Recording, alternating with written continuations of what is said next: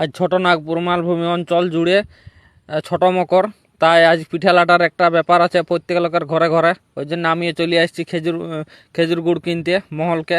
তো এই যে খেজুর রস ফুটছে, দেখো এইদিকে জাল দিয়া চলছে, পালায় জাল দিচ্ছে, আর এধারে খেজুর রস ডেগের মধ্যে ফুটতে আরম্ভ করেছে। আর এইদিকে যে একটা ভুলুক দেখতে পাচ্ছ তোমরা, এই ভুলুকটা পাঁশগুলা কাঢ়া হয়, কারণ নাইলে উনানটা ভরিট হয়ে যাবে পালার পাশে।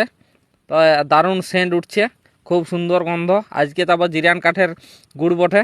ভিডিওটা একটু বড় হলেও তোমরা দেখতে থাকো, ভিডিওটা দেখে ইন্টারেস্ট পাবে।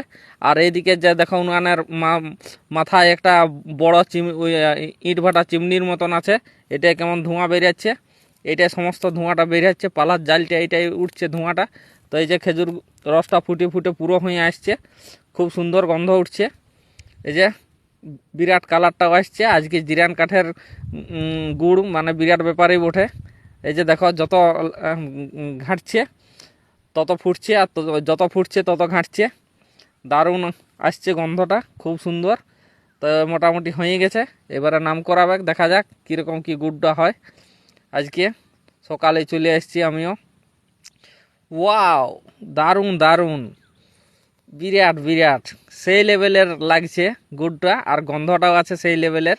তো এই যে ঘুষার কাজ চলছে, যত ঘুষবে তত রজ হবে।